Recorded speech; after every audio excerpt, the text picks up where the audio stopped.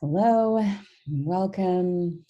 So today's class is about prayer and specifically looking at why we pray, what is prayer all about. Prayer is a very powerful tool. It's a powerful tool for our spiritual development in a number of different ways. It allows us to learn how to connect and focus our energy and become more in tune and more receptive to the spiritual world, what lies behind our energy or our world, the energy that lies behind our world. Some of the reasons that we might pray are devotion. So to be in devotion or gratitude for what the gifts that we receive from the divine, from spirit, whatever form that is. I mean, all religions have some form of prayer that are a part of them. So one of the reasons to pray is to be in this devotional type space. Another reason for prayer is petition. So in petition, it's asking for something. So we go to the spirit world, in essence, we go and we ask God, goddess, source, or an angel or something like that to bring us something to help us be able to, change, grow, be happier, whatever. So we're asking for something through a petition. Another reason is to call in a particular energy. So an invocation. So we invoke, we're calling in, we're asking for as particular energy to come in and to sort of be in the space that we are in, or to be a part of the process that we are inside of. And that would be an invocation. And then another option for prayer is in the form of a blessing. So this is where there's a way that an invocation, in a blessing, there's a bit of an invocation or a bit of a petition or some devotion, where in the blessing, we're bringing the energy of spirit or the energy of whatever we want to say. I'm just going to use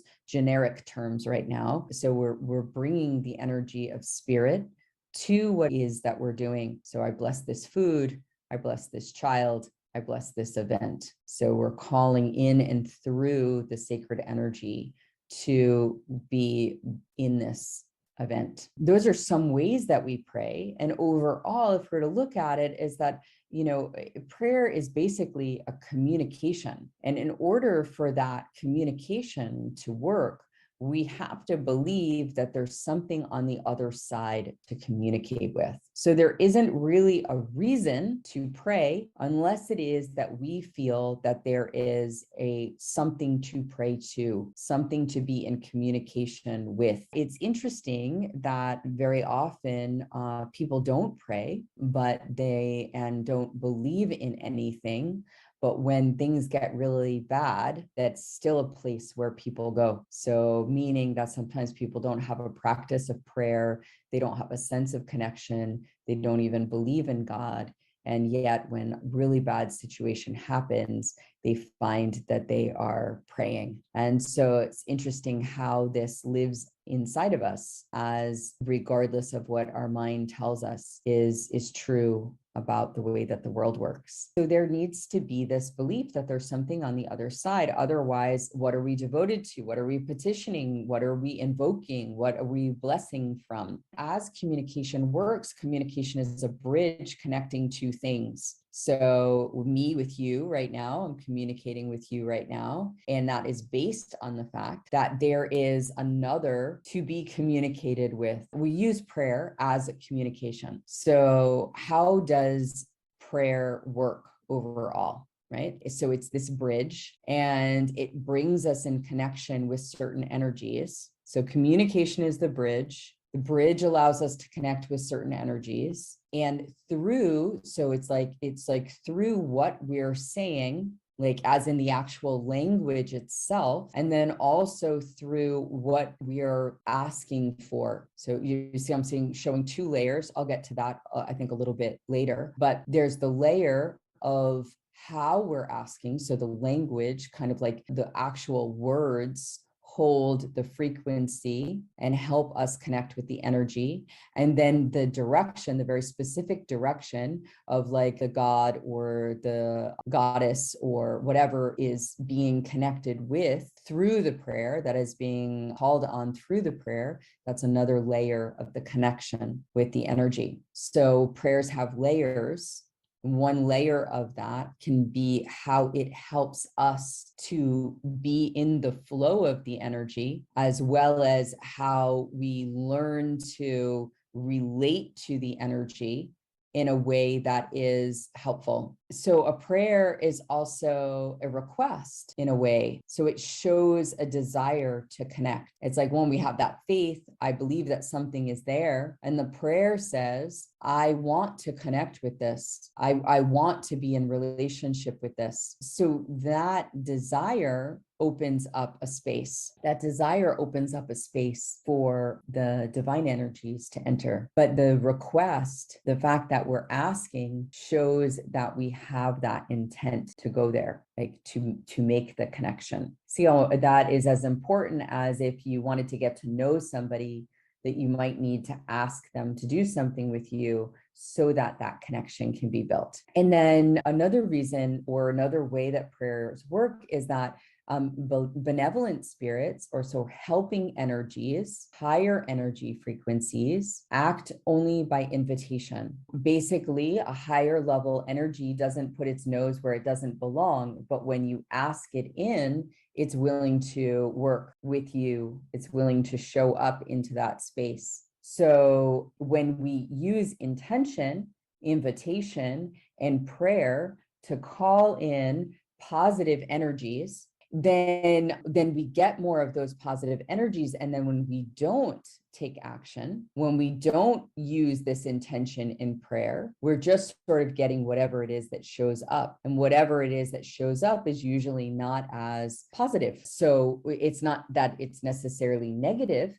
It's just that it isn't. The more that we generate invitation of the positive, the more positive that has been invited, the more it's filling the space. So prayer keeps that process going. So we think sometimes in terms of like, oh, I need to get the negative energy out of my space. And sometimes that's necessary, but there's actually a very powerful benefit to bringing the positive energy into the space. And that more and more positive energy sort of pushes out lower level energies. So prayer is something that does that. It generates space inside of ourselves, right? So an expression of gratitude helps us open a space inside of ourselves to run more positive energy. A willingness, a devotional willingness, opens up a space inside of ourselves for more positive to live. Like asking for help and support opens up a space for help and support to come in. So we're actually drawing in positive energy into ourselves through prayer. And then we're also asking for support, or like invoking or petitioning can ask for support, can bring this positive energy into our lives or into a container. So in that way, this basis, a prayer of calling in, of invoking, is a very important component of ritual practice, right? So we're tuning ourselves, we're clearing space, and we're connecting in a way, we're running energy in a way that's more and more positive. And then we're asking that that energy is run in our space in a way that's more and more positive. And then this is the way that we're setting up kind of the ritual work that we are doing. And so those are some of the benefits of how prayer works, or that's some of the ways that prayer works. So very often people feel uncomfortable with prayer because they have sort of a not so great relationship with it. And some of that comes from a mistranslation of the meaning of certain prayers, or a lack of translation of certain prayers. So if we look at examples of that, it could be that a prayer that's said by, say, a religious institution has, like, the translations that have happened in that religious institution has actually kind of covered over the essence, the heart of what the prayer is all about. So then when we reach the prayer, we're like, what is this all about? What does this mean? I can't really feel it. I don't get a sense of what it's supposed to be.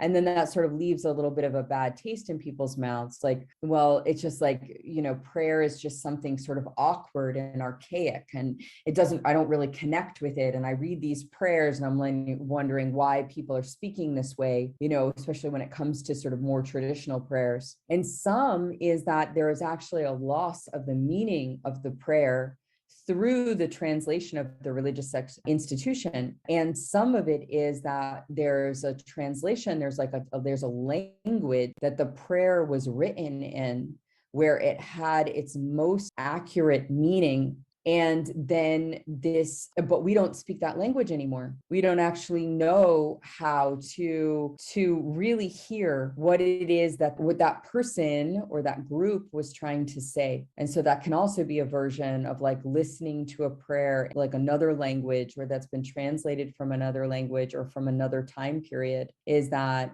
we don't quite get at the meaning. And so when there's this loss of meaning, loss of connection to what is really the prayer is trying to convey, then sometimes that brings up like ways that we like feelings of discomfort. And it can be for various different reasons. One where it can be like, oh, that's not on track. This prayer actually kind of should be about something else. And I know that internally, my truth seeking knows that. And so I'm uncomfortable with the prayer. Or it can be that there's like, we're not able to kind of get through the language enough to get to the heart of it. And so we're sort of struggling with the language part and not really, for whatever reason, able to get past that to the deeper meaning. And then we start to develop a view of prayer as a result of that. So, and usually that prayer happens when we're first introduced. Maybe we're young, or maybe we didn't have the spiritual understanding that we developed over time. But that sort of gets into the mix, especially for people who are introduced to prayer of a certain tradition when they were young, and that prayer wasn't held in a way that was very meaningful, meaning the people who were using it didn't necessarily even connect with the meaning. And then there's this feeling of like, oh, that didn't really work for me. And like an awkwardness that grows from that. And, one of the reasons, or one of the problems, and sort of like in the disconnection, one of the things that creates a disconnection with prayer is that people have had this experience, or they've had prayer handed down to them from people who don't have an intrinsic understanding of prayer, but are doing it for some kind of obligation, or they do it because that's like, yeah, it's an obligation. They feel like that's what they should be doing, or they feel like just saying the prayer is enough. And it's just saying the prayer is helpful. But these are like layers of why people start to develop a discomfort with prayer. And they think that, oh, I don't know how to do it, or it's not for me, or something like that. Another layer of this, which I was kind of getting to, was an association with religious structures that aren't really that clean, or that they're holding a certain amount of baggage in relationship with their prayers, right? So it's kind of impossible to hear the word sin, which means to miss the mark, and to not bring with it a lot of what sin has become in a lot of religious structures. So there's that, right? So we want to go a little bit further. So one definition of sin is to miss the mark, right? Another definition of sin, is actually moon. So when we start looking at layers like that, where this word is very, very charged because of religious history and what has been built up around it and how it's been thrown around and used against people, then when we're reading a prayer that says sinning in it, or evil in it, or something like that, we're getting all of that baggage. And it's hard to just hear it as a missing the mark, or like a desire to bring ourselves into as much harmony as possible with goodness. Again, layers of this. So part of it is the history and the religious structure. And then there's partly it is in the communication, because sometimes people believe that. They believe, that people are really bad or something like that. And that comes out then in the way that we're hearing the prayer. So this lack of energetic clarity and lack of connection with the meaning are all reasons, they're all like layers of why people start to get uncomfortable with prayer and start to feel disconnected from it and wonder if it's really for them. And then like that leads, that wondering if it's really for them can lead to like kind of an awkwardness and maybe a hesitancy to try out prayer and see what it is actually, or what it, like how it might work for them. So discomfort, comes from these mistranslations, and it also comes from some misunderstandings about how prayer can work and what prayer is and what is necessary, like kind of what are necessary components of prayer. And the confusion and uncertainty around all of it can lead sometimes people like really understanding how to simply work with prayer, which is like, once you understand sort of the basics of it, then it becomes quite natural. It's like there is simple prayers, and then there's very like rich, like complex prayers. So there, a simple prayer of like blessings on the food, or please help me in this moment of need, right? Like simple prayers like that are beautiful, and they don't need to have like extreme eloquence or any kind of like fluff or feathers or beautification. They're just simple and true. And then there are really like very rich invocation or prayers that have been honed and developed over time and through years and years of speaking them. They're worn like stones, and those prayers are also beautiful. So we have a whole spectrum of prayer, from very simple to very developed and rich. But with all of them, there are some components that are there. And one of them is, right, that there is a reason to pray. So that's that faith piece that I was talking about.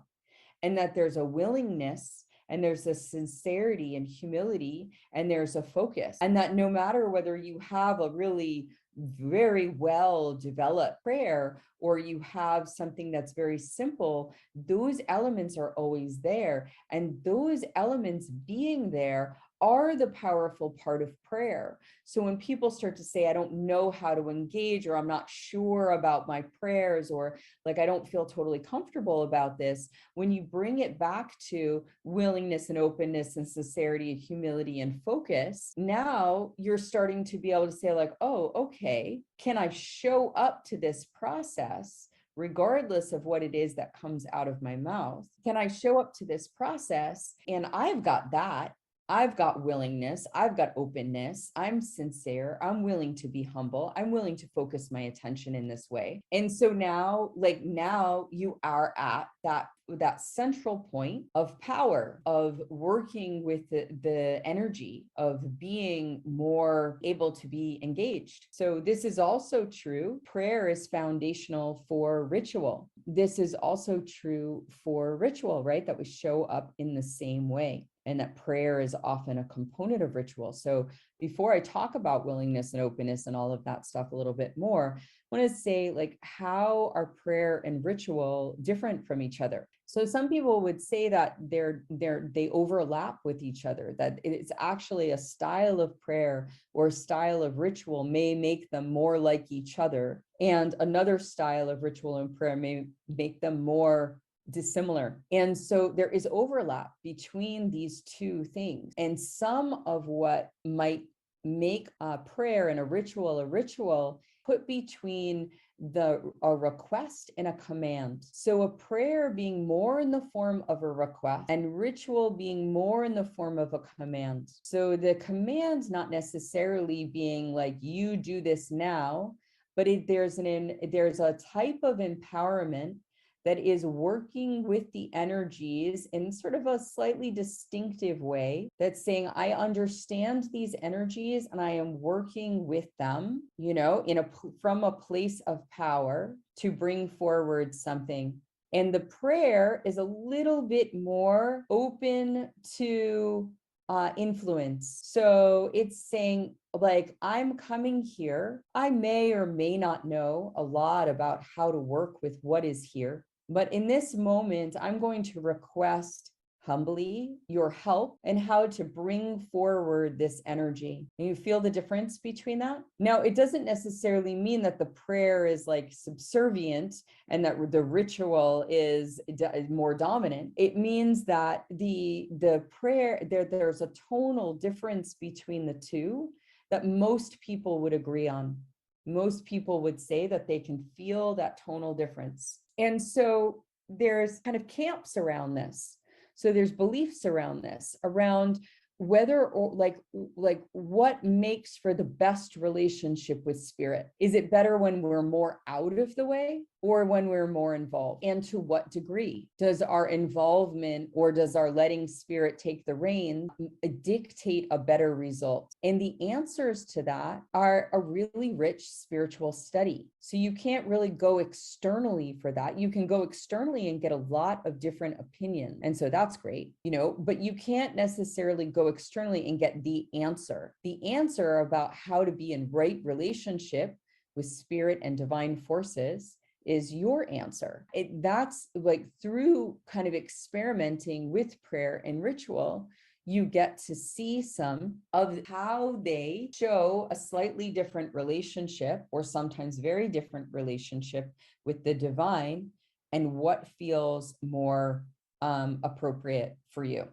Very often, prayer is used as a component of ritual. Some rituals look pretty much just like prayers. As I was saying before, we are looking at like what the essential components, or I want to look next at what the essential components of prayer are. And I talked about willingness and openness, sincerity, humility, focus, the language that you're using, and receptivity were two that I didn't mention. So as we start to break down what prayer is. So willingness, openness, right?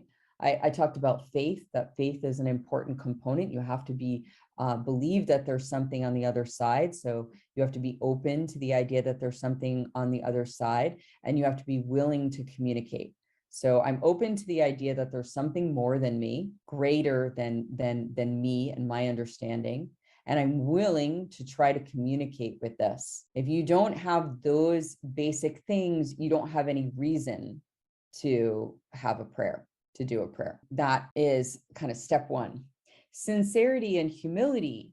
So the idea that you would step up to the plate of a prayer with sort of like, poor intent and like a sense that these energies need to bow to anyone's will, like, well, I'm calling on this now and therefore this is going to happen, right? Is like probably not the right approach to a really powerful energy, and because it shows a lack of, sort of like understanding your size in the scope of things, and the fact that you're very likely, someone who is going to make mistakes, and you're very likely someone who maybe doesn't even know exactly how to ask, and you're very likely someone who, will like ask for something that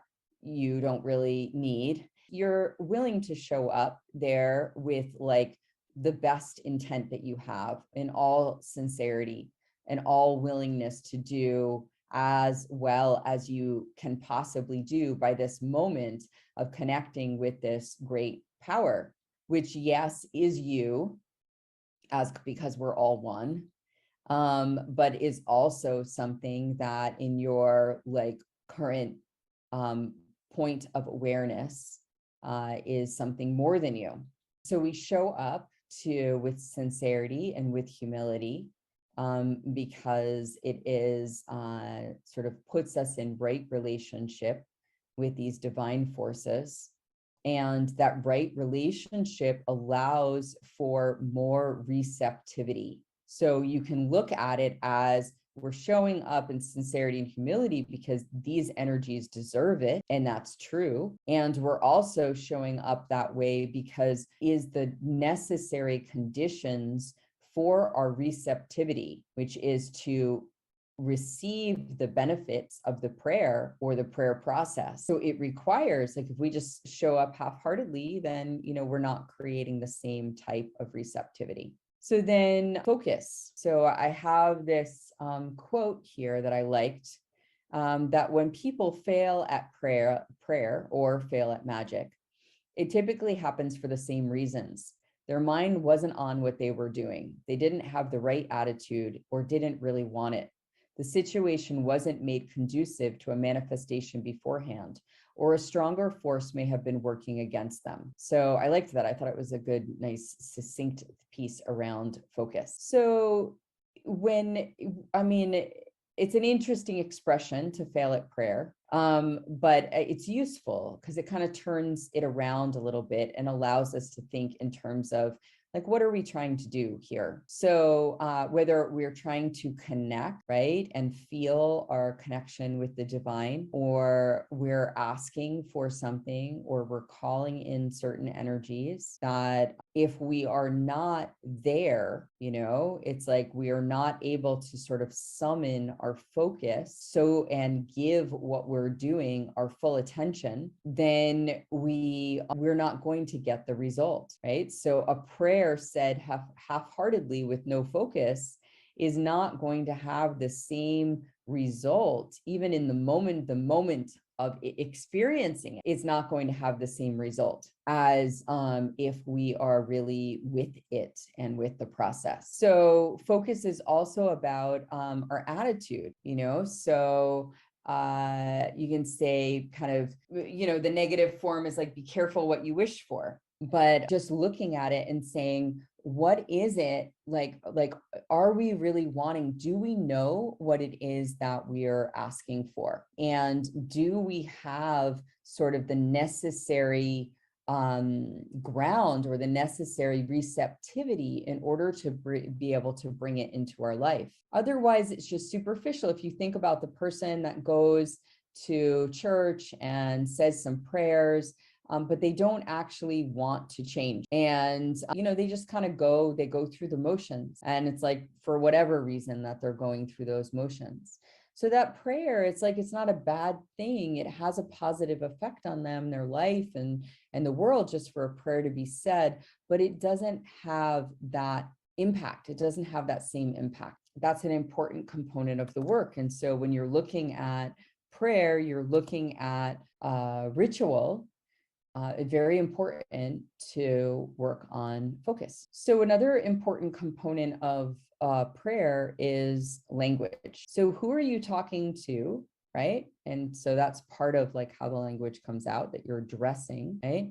And how do they like to be talked to? So the way that you use the language that supports what it is that you're being asked for. So who are you talking to, right? Like, so a simple petition or a simple prayer to Mother Mary that is incredibly heartfelt and has a lot of humility, and if that's what you're praying to, then it's more important that you're showing up there with, the humility and the sincerity than it is that you have the language down. But then it's like, if you're talking to an energy, and now it's like the sincerity and humility goes out the window. But there might be language that's really appreciated by certain, energies, that they resonate with it. The words themselves can contain frequencies, or the words are words that they like and that they respond to, that are part of their nature. And so the languaging of what we're doing is to want to address, like, Mother Mary, please, bring peace to my life, right? Is like, would be a way, right? And we're using a name, and then we're asking for something like you would a person. And then also if you're speaking to something, that you might use words that are in tune with that particular energy. So in other words, asking for compassion and grace and love and understanding from Mother Mary makes sense. But if you were to take, say, and do a prayer for, Ogum, who is a warrior and who is, very into truth and clarity, right? If you were to bring the word compassion in there, it's not that, there is a total absence of compassion, but that it's not really a dominant energy in what's being addressed. So it makes more sense to have the language of that particular prayer to that particular energy, use language that is in sync with it. And then in terms of the receptivity, so there's another part, which is of prayers, which is about receptivity. And that means that after you kind of go through this, you're willing, you're open, you're sincere, you're focused, you're using your words to create the prayer, then there's an element of receptivity, which is that you are able to feel, sense the change or the connection that results from the prayer, where you're able to feel and sense like the kind of accuracy, the clarity, the truthfulness of the prayer, and you're willing to receive what it is that you have asked for. So you're willing to receive what it is that you asked for in the prayer. If you don't have that, if you keep praying and keep asking, and you don't build in receptivity, then you're missing part of the benefit of the prayer process. So we open ourselves, we say the prayer, and then we open ourselves to receiving the benefits of the prayer. And that can be true even if you're praying for someone else. So you open yourself to actually take in what it is that was that you requested. And then this creates a cycle, a circuit, right, of asking for and sending out, and then of receiving. And that creates a balance, and it creates the completion. It's the completion of that communication. So if you just pray and pray and pray and don't allow for that receptivity to happen, you kind of haven't listened to the other person in the conversation. So if it was a conversation and you didn't allow something to come towards you, then you wouldn't be in like a communication. So in order for the prayer to really do what it does, we need to cultivate states of receptivity and allow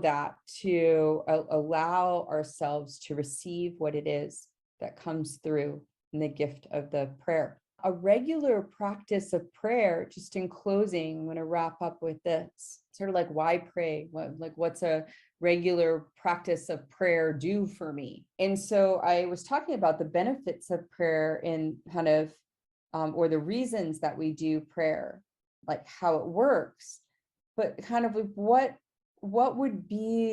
what's a good reason to have a practice of prayer is that it helps us stay in direct relationship with the divine, and it helps us continue to work on that relationship in the same way that, our communications with other people help us do that, help us stay in relationship. And that relationship is multifaceted. So it's through our request, it's through our receiving, it's through our contemplation of the prayer and how the prayer lands and how the prayer works. It's through our development of that. And it's like there's many components of prayer that help us deepen into our spiritual understanding. But the overall impact is it draws us closer to the divine, and it allows for us to have a more direct and alive relationship with the divine. And then that strengthens us in our lives and allows us to live in connection with a higher frequency. So with higher frequencies, it connects us to source. It connects us to, say, whatever you're praying to. It connects us in, so that then we have this ongoing, generating, strengthening energy running through our lives, helping and supporting us in all that it is that we do. And so that has a very powerful effect on us. And it's a little more practical. It's a little more generating, because sometimes people think, oh, I'm going to pray to something outside myself. And it feels just sort of abstract and disempowering. But the actual function of prayer is like as a generator. It generates, it lifts, it cleans, it brings in, it helps us resonate and stay connected with higher level frequencies, so that they run through our life on a regular basis. So the more that we can remember to pray, and the more that we can remember to sort of work that way inside of our lives, the more high level energy we have moving with and for us. So it's a very powerful practice. I'm going to wrap things up there. Thank you for joining, and I will see you soon.